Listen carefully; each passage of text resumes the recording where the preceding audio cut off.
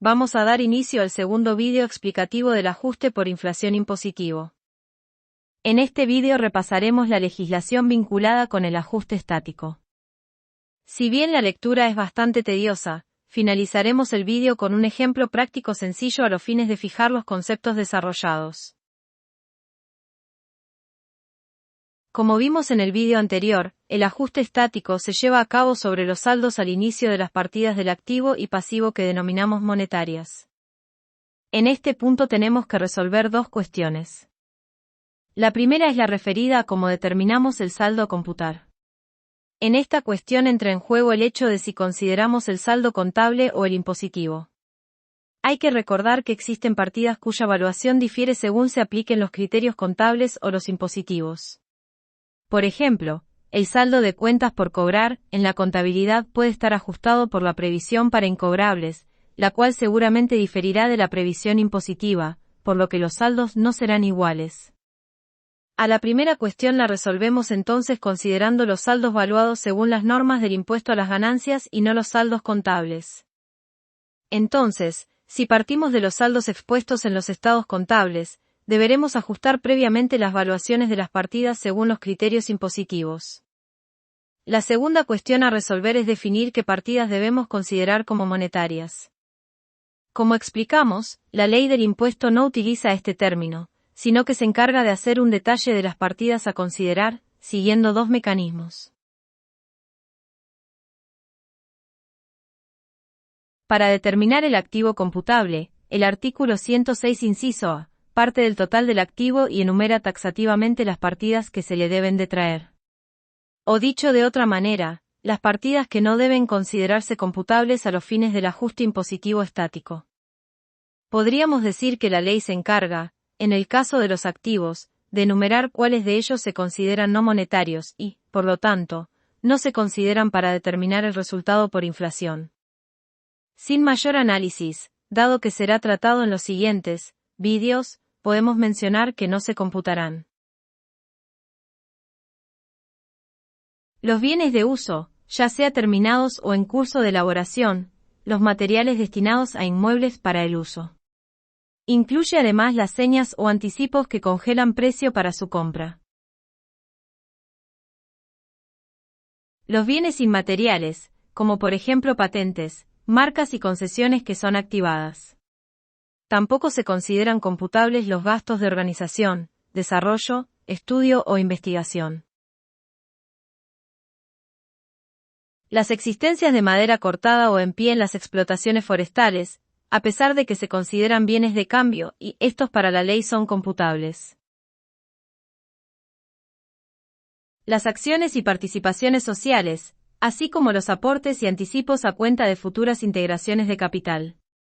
También se incluyen como no computables a las cuotas partes de fondos comunes de inversión. Las inversiones en el exterior que no originen resultados de fuente argentina. Este punto será analizado especialmente en otro vídeo.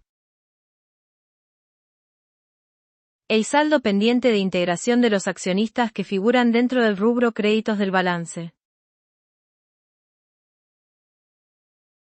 Los saldos deudores del titular, dueño o socios, que provengan de integraciones pendientes o de operaciones efectuadas en condiciones distintas a las que pudieran pactarse entre partes independientes, teniendo en cuenta las prácticas normales del mercado. Sobre este punto volveremos ya que existen diversas opiniones sobre su alcance. Finalmente, no se computarán los créditos por anticipos, retenciones y pagos a cuenta de impuestos y gastos, no deducibles. También hay que considerar que, algunos de estos activos no computables, los de los apartados 1 a 7, cambian su tratamiento a computables en el caso de que se den de baja durante el ejercicio. Esto lo veremos en la aplicación práctica concreta, donde quedarán más claros los motivos de esta disposición. En relación al pasivo, la ley no sigue el mismo criterio detallado y prolijo del activo, sino que empieza enunciando los pasivos computables, señalando excepciones en esa misma enunciación, para luego enumerar a los no computables. De la lectura del punto 1 debe entenderse que son consideradas como pasivo todas las deudas del sujeto. Dentro de esas deudas, la primera aclaración que encontramos es sobre las provisiones y previsiones. Nos dice que solo serán computables aquellas que generan deducciones admitidas. Las provisiones son obligaciones generadas por hechos pasados, por lo que deben ser reconocidas como pasivos, ya se encuentran devengadas, pero que existe un grado de incertidumbre respecto de su vencimiento o de su monto. Puede darse como ejemplo de provisiones a los siguientes hechos. El sueldo anual complementario genera una obligación de pago que se va devengando durante el semestre y vence en los meses de junio y diciembre. En este caso el vencimiento es conocido, pero el monto final de la obligación no, dado que se calcula sobre el mejor sueldo del semestre. Si tenemos una sociedad que cierra en agosto, deberá provisionar una obligación, con su correspondiente contrapartida a gastos, de 2 meses de sueldo anual complementario, estimando el monto en función a los sueldos devengados en julio y agosto. Otro ejemplo puede ser el de las vacaciones, cuyo derecho se genera para el empleado a lo largo del año. Al cierre del ejercicio, la empresa devengará la provisión por las vacaciones a tomarse por los empleados. Otro ejemplo podrían ser los consumos de energía eléctrica, agua, gas o teléfono. Al cierre del ejercicio no se cuenta con la liquidación, pero se debe devengar el pasivo en función a los consumos. Pasando ahora a las previsiones, estas obligaciones se distinguen en que, al cierre todavía no se puede confirmar la existencia del pasivo. Representan importes estimados para hacer frente a situaciones contingentes que probablemente originen obligaciones para el ente. En las previsiones, las estimaciones se realizan tanto sobre el monto como sobre la posibilidad de su concreción.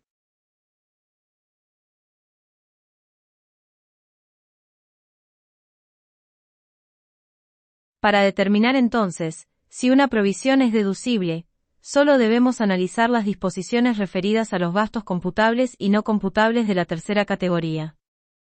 En cambio, en el caso de las previsiones, sabemos que la única que es admitida por la ley es la previsión para incobrables, por lo que todas las previsiones de pasivo deberán ser descartadas. Por ejemplo, puede darse que se encuentre registrada una previsión para juicios por demandas entabladas contra la sociedad. También podría darse la constitución de previsiones para despidos. Ninguna de ellas es deducible, por lo que los pasivos que originan no serán computables en el ajuste por inflación.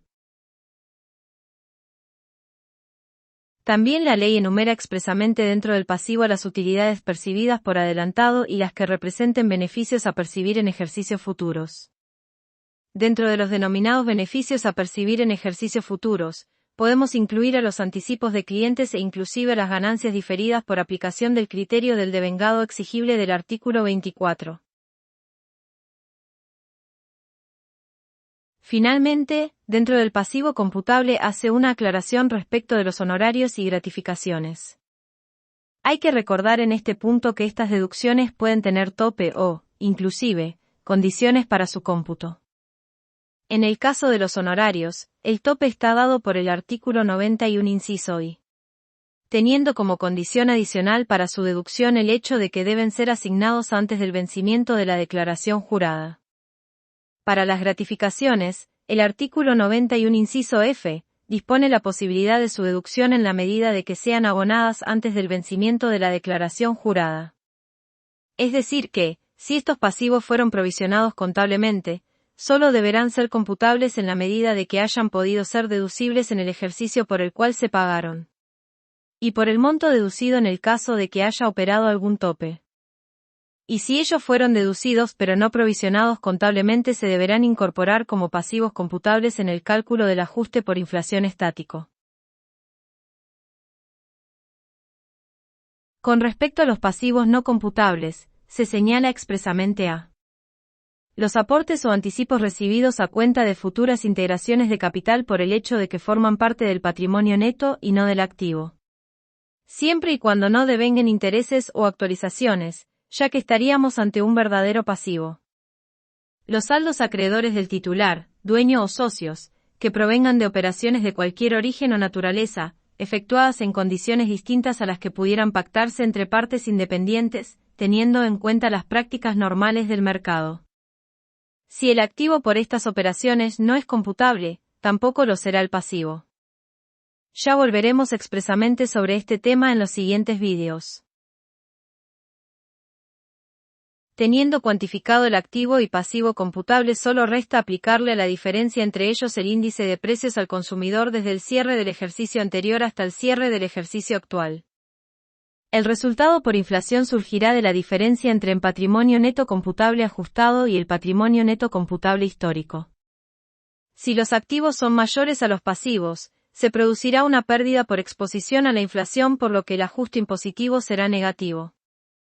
Si los pasivos son mayores a los pasivos, se producirá una ganancia por exposición a la inflación, por lo que el ajuste impositivo será positivo. Trataremos de aplicar algunos conceptos del ajuste estático mediante un ejemplo práctico sencillo. En el cuadro podemos observar que se presentan los saldos al inicio de las partidas del activo y pasivo, agregando como información tanto el saldo contable como el impositivo. Debemos recordar que, ante diferencias en los valores contables e impositivos, será considerado el valor impositivo. Además, habrá que ir determinando para cada partida si ella es computable o no según el artículo 106, incisos A y B. Podemos apreciar que el saldo de fondos comunes de inversión está incluido en el artículo 106 inciso A.7, por lo que no lo vamos a computar. En el caso de los deudores por ventas, las valuaciones contables e impositivas pueden diferir por la consideración de los incobrables de conformidad con el artículo 136 del decreto reglamentario. En el supuesto del saldo a favor del impuesto a las ganancias, nos encontramos ante un crédito que será aplicado contra una deducción no admitida, como es el propio impuesto a las ganancias, por lo que no resulta deducible. En el caso de las mercaderías también puede darse una diferencia en la evaluación por aplicación del artículo 56 de la ley, siendo computable entonces el valor impositivo. Vemos que todos los rubros destinados a bienes de uso tampoco serán computables. En el pasivo, podemos apreciar que la provisión por impuesto diferido es una provisión de impuesto a las ganancias, por lo que no es computable ya que el propio impuesto no es deducible de sí mismo. Y en el caso de los honorarios a directores, nos encontraríamos con que la sociedad no ha realizado la provisión, pero, siendo que ellos han sido deducidos, deben considerarse en el pasivo computable. La sumatoria de activos contra pasivos nos dará como resultado el patrimonio neto computable a los fines del ajuste.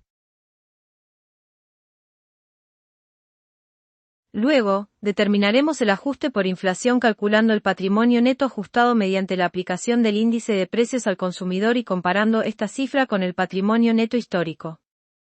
Dado que en el ejemplo el activo superó al pasivo, el ajuste será negativo, dado que tenemos una pérdida por exposición a la inflación.